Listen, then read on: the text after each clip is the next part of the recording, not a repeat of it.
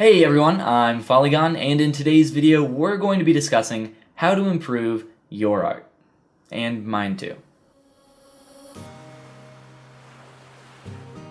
Oh, and before I forget, if you want to download the 3D model that you see in this video, you can do so by clicking the link in the top right-hand corner of this screen. Let's go ahead and start this video then. So how do you improve your art? How do you get better at art? How do you learn? How do you improve at anything? There's many different answers, I think, to this question. But instead of giving you, those parroted back responses that you always hear, I want to instead kind of look at this from a different perspective and give you 3 different things that I think are ways that you can improve your art that maybe you haven't thought of before.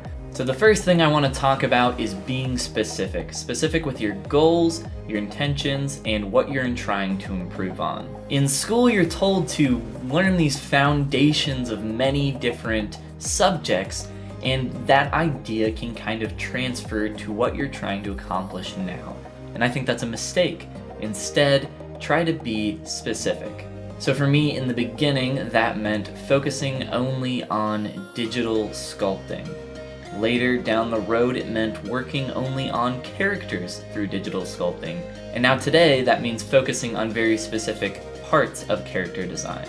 So what I have found in my experience from being specific, instead of having a bunch of different things that I can work on and trying to bring up one and then another and level up another and another and try to get those all at the same level and work at those all at the same time, I'm wasting a lot of time on stuff that I don't care about and I don't need and I don't enjoy doing it. So instead I have that one thing that I take, and as I work on that and bring that up to an even higher point than I would if I focused on working on all, let's say, 5 of these things at the same time, as I bring that one thing up, all these other things kind of follow with it and improve as well. So my next tip here is to work towards something bigger, something larger than just the next project. With just the next project, you have a small goal, but instead I want you to have not only the small goals, but also a big goal. You have the small goals, those little steps that you're taking to kind of carry you forward, but having a big goal is a destination. And with that big goal, you can take those smaller steps and kind of align them and point you towards that bigger goal, and making it easier for you to improve and faster and all of these things all at once. Now, a while ago, I started a practice of sculpting every single day, and I still do that, but when I started doing it, I didn't really know what I was working towards. I didn't exactly have a big goal. I had the small goal of working every day, create a sculpt a day or at least work on a sculpt a day. And that was fine for a while, but what I found was after some time, I wasn't improving as quickly as I would have liked. Having a larger goal for yourself, I think, helps align your smaller goals and gives you the knowledge space to kind of help you form that path towards that larger goal. For example, if you have the larger goal of wanting to be able to sculpt a realistic human face, you can break that up into steps for yourself. You can start working on sculpting noses and the basic shapes of the face and just getting the planes down. And from there you can build on looking at references and copying the different subtle shapes and forms that happen like in the nasolabial folds and all these different things. There's so many different things that go into it, but because you have the big picture, you can now break that up into smaller chunks. The last little tip here is something that I am calling improvement confirmation. Have you ever heard someone say, if you're trying to learn a new language or a new skill, that you should attempt to tell as many people as possible that you are setting out on this endeavor?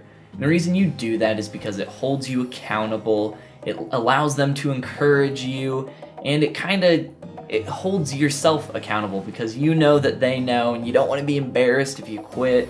But for something where you're trying to improve something that you already do, I think instead of telling people that you're trying something new, try something new not tell anyone that you're doing it, and then see if you can kind of elicit a new or different response from your audience or who you're showing your artwork to. So let's say I'm gonna start going to the gym once a week here, and we can pretend, because that's not gonna happen. But the idea here is that I would go to the gym starting once a week, and I wouldn't tell anyone that I'm doing so. And I would do that with the intention of hoping to see change in myself physically and my health, and hopefully experience someone else telling me that they notice a change or improvement in myself. So I'm seeking that improvement confirmation by doing the new thing kind of without telling anyone that you're doing it, so there's no bias, and then seeing if any change occurs. If I'm not seeing any improvement or change, or if no outside source is giving me confirmation of improvement or change, then I think it is time to either change your game plan or maybe go to the gym more. If I am going to the gym once a week and I'm not seeing any change and no one else is mentioning it, maybe I need to start going to the gym twice a week if I want to see that improvement, if I want to see that change. Or maybe I'm just like not working out correctly, I'm not doing the right routine that I need to be doing. Or when I do show up, I am doing the right routine and I'm just not giving it my all. I'm not really putting any effort in. I'm just kind of showing up and checking off the box. So for art, it's exactly the same. You know, I started off doing those daily sculpts and I was pretty much just checking off the box. And I was improving, but not to the degree to which I sought. So being intentional about what I was doing, starting to learn new things about anatomy, all of these things kind of compiled together, and I started receiving that kind of improvement confirmation. If you're not though, that's when you kind of need to think about changing your game plan. Whether that's showing up more often, giving it your 100%, or just focusing your efforts somewhere else entirely. I think using this kind of scientific method will give you the confirmation that you seek, or help you align better to a direction that will give you that. So that's 3 ways that I think that you can improve your art. So you got going after something specific with your art. You need to be specific. You need to work towards something bigger and kind of enlist this scientific method of ideas to find out if you are improving in the way that you want to be. So hey guys, I hope you enjoyed this video. I hope it was something new and fresh and maybe a little bit different than all the other parroted ideas you hear for attempting to improve your artwork. You know, I won't go into details, but I hope this was something new for you, and I hope you guys got a lot out of it. And with that, I'll be heading out here. I'll see you guys next week. Hope you enjoyed this video. Hope you learned something new, got a little inspired, and thank you for watching. I'll see you guys next time.